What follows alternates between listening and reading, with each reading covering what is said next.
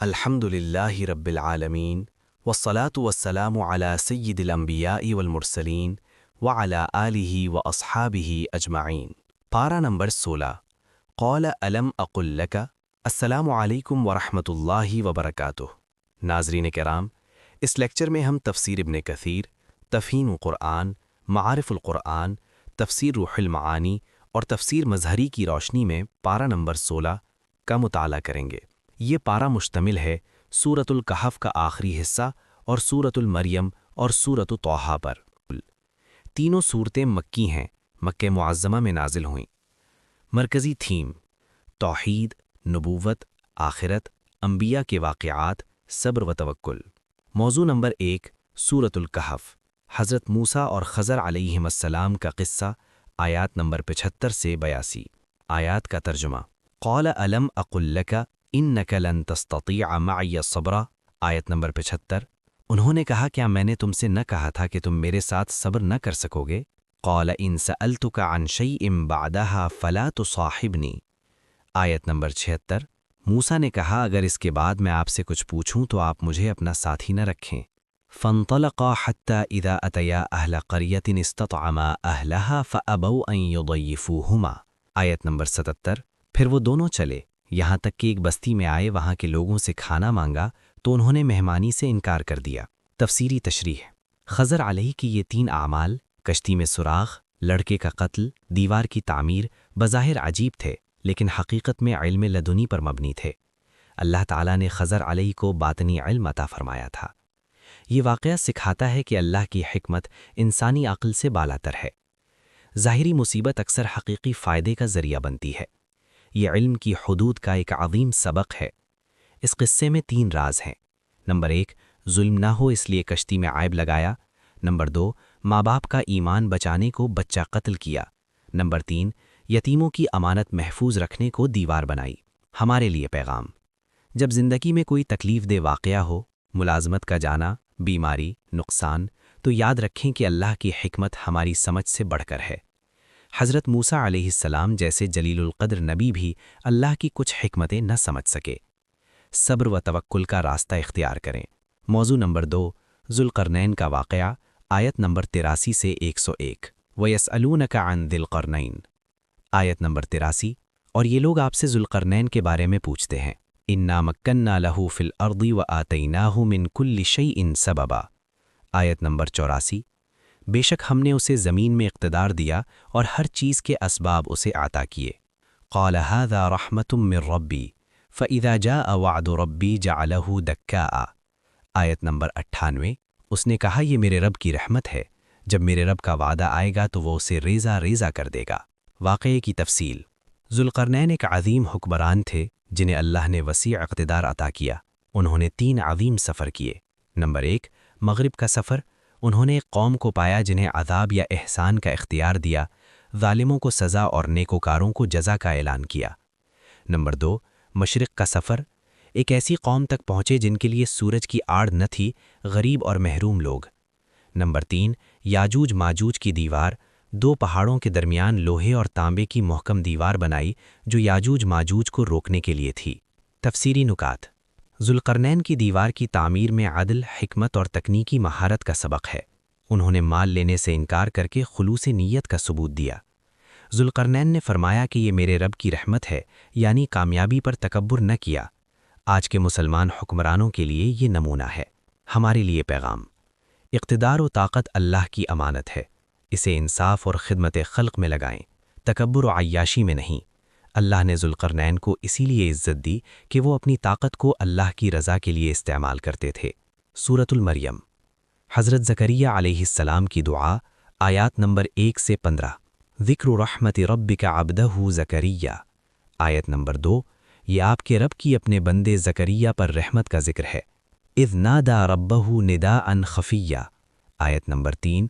جب انہوں نے اپنے رب کو آہستہ پکارا۔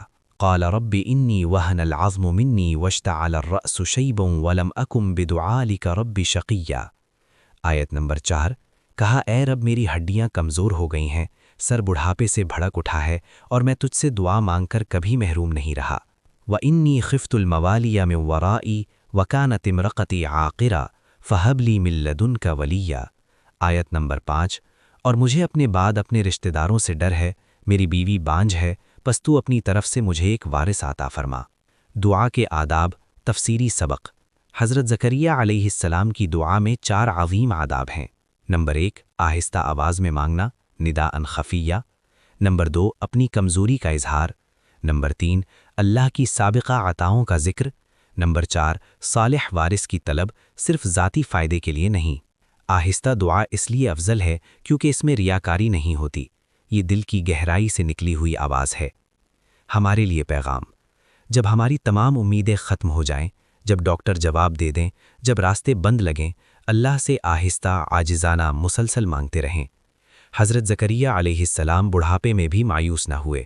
موضوع نمبر 4، سورۃ المریم، حضرت مریم علیہ السلام اور حضرت عیسیٰ علیہ السلام کی ولادت۔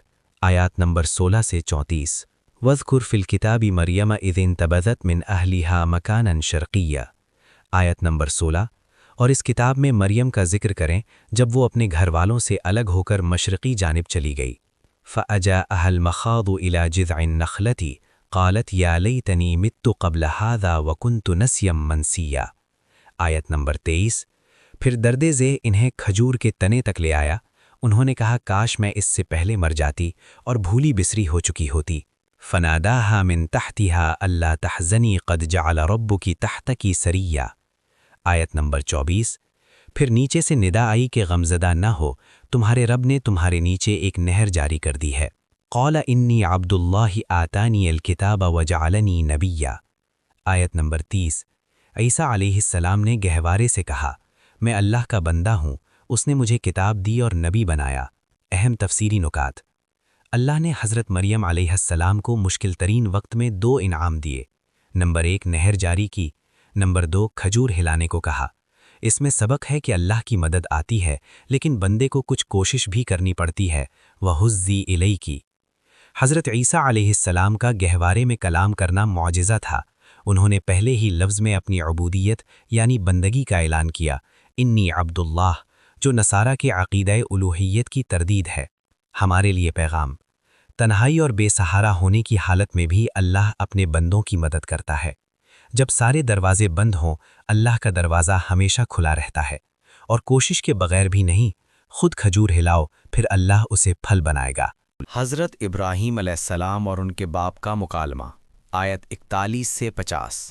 وَاذْكُرْ فِي الْكِتَابِ إِبْرَاهِيمَ إِنَّهُ كَانَ صِدِّيقًا نَبِيًّا۔ آیت 41، اور اس کتاب میں ابراہیم کا ذکر کریں، بے شک وہ بڑے سچے نبی تھے۔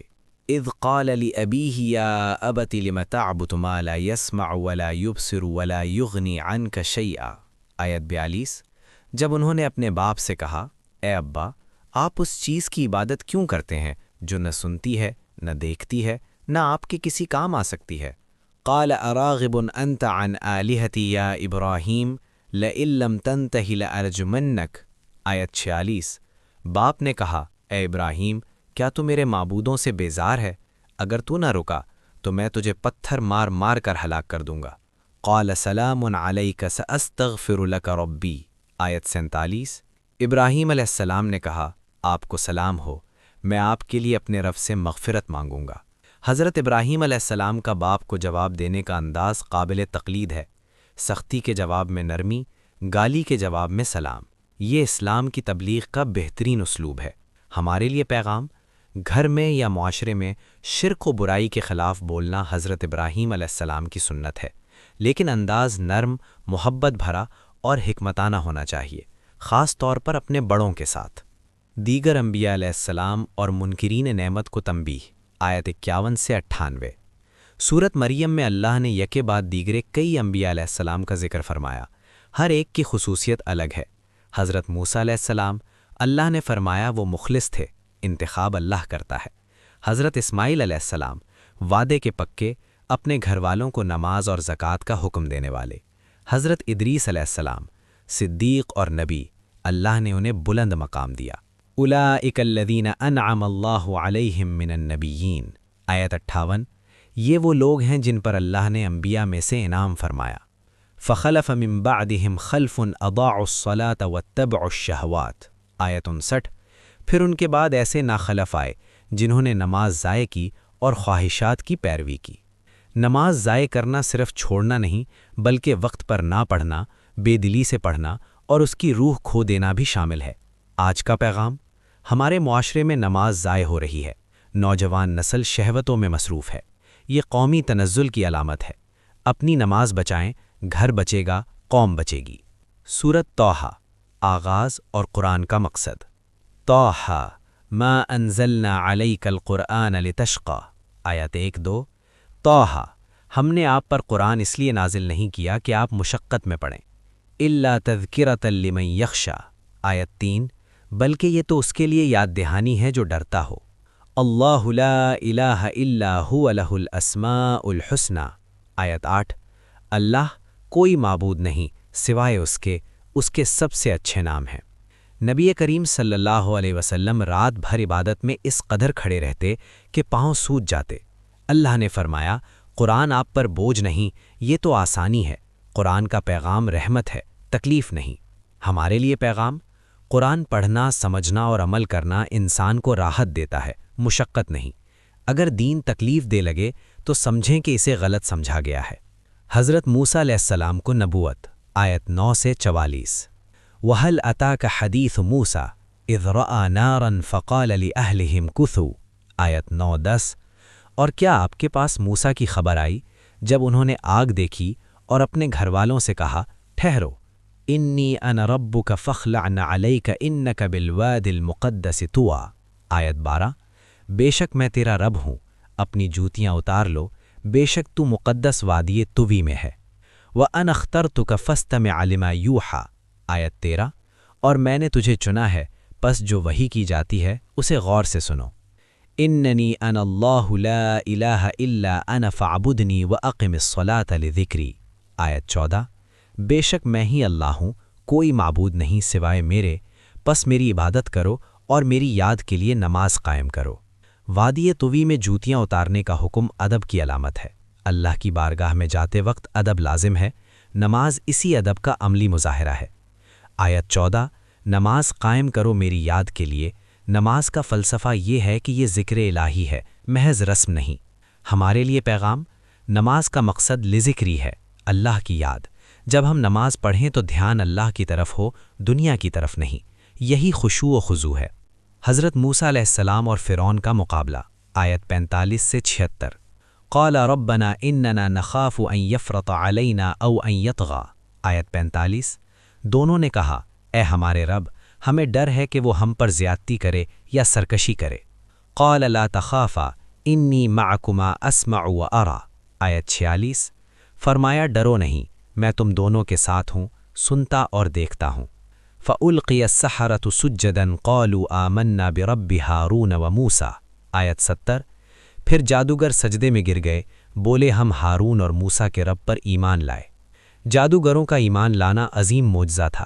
وہ خود جادو کے ماہر تھے اور جانتے تھے کہ یہ جادو نہیں بلکہ معجزہ ہے۔ فرعون کی دھمکیوں کے باوجود وہ ڈٹے رہے۔ آیت 46، انی معکما، اللہ کی معیت کا یہ وعدہ تمام مومنین کے لیے ہے۔ جب حق کے راستے پر چلو تو اللہ ساتھ ہوتا ہے۔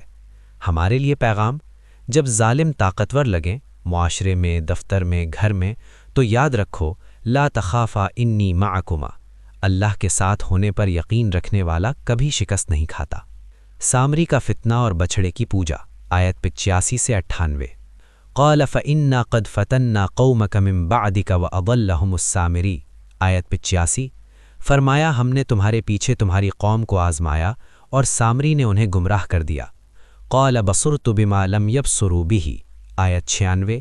سامری نے کہا، میں نے وہ دیکھا جو دوسروں نے نہیں دیکھا۔ سامری کا یہ قصہ گمراہ کن رہنماؤں کا نمونہ ہے۔ اپنے آپ کو خاص علم کا دعویٰ کرنے والے بڑے بڑے ناموں والے لوگ قوم کو گمراہ کر دیتے ہیں۔ قرآن نے سامری کو لامساس کی سزا دی، سماجی بائیکاٹ۔ آج کا پیغام: آج کے دور میں بھی سامری موجود ہیں، وہ لوگ جو قوم کو دین سے دور لے جاتے ہیں۔ علم کی کسوٹی قرآن و سنت ہے، کسی کا دعویٰ نہیں۔ پارہ 16 کے مجموعی پیغامات ہمارے لیے کیا سبق ہے؟ 1. توحید، اللہ واحد ہے۔ سورت مریم اور طٰہٰ دونوں توحید کا درس دیتی ہیں۔ عیسیٰ علیہ السلام نے خود کہا، میں اللہ کا بندہ ہوں۔ موسیٰ علیہ السلام کو حکم ملا صرف میری عبادت کرو۔ 2. دعا کی قوت۔ حضرت زکریا علیہ السلام نے بڑھاپے میں دعا مانگی، قبول ہوئی۔ مایوسی حرام ہے، دعا جاری رکھیں۔ 3. اللہ کی حکمت۔ مصیبت میں بھی حکمت ہے۔ خضر علیہ السلام کا قصہ، ہر تکلیف کے پیچھے کوئی بھلائی ہوتی ہے۔ 4. نماز کی اہمیت۔ طٰہٰ میں اللہ نے فرمایا نماز قائم کرو میری یاد کے لیے، نماز ذکر الہی ہے۔ 5. اقتدار امانت ہے۔ ذوالقرنین نے عدل اور خدمت کا راستہ اختیار کیا۔ ہر قسم کا اقتدار گھر میں، دفتر میں ذمہ داری ہے۔ لیکچر کا اختتام۔ ناظرین سے گزارش۔ ناظرین کرام، پارہ 16 کا مرکزی پیغام یہ ہے کہ اللہ اپنے بندوں کو کبھی اکیلا نہیں چھوڑتا۔ خواہ حضرت زکریا علیہ السلام کی بانجھ بیوی ہو، حضرت مریم علیہ السلام کی تنہائی ہو، حضرت موسیٰ علیہ السلام کا فرعون سے مقابلہ ہو، یا ذوالقرنین کی یاجوج ماجوج والی مشکل ہو، اللہ نے ہر جگہ اپنے بندوں کی مدد فرمائی۔ آج ہمارے معاشرے کو انہی سبقوں کی ضرورت ہے: توحید پر یقین، نماز کی پابندی، دعا کا معمول، ظلم کے سامنے ڈٹنا اور اللہ کی حکمت پر بھروسہ رکھنا۔ اگر یہ لیکچر مفید لگا تو لائک کریں، اپنے عزیزوں میں شیئر کریں اور چینل کو سبسکرائب کریں تاکہ آئندہ پارے کا لیکچر بھی آپ تک پہنچے۔ اللہ ہم سب کو قرآن سمجھنے اور عمل کرنے کی توفیق دے۔ آمین یا رب العالمین۔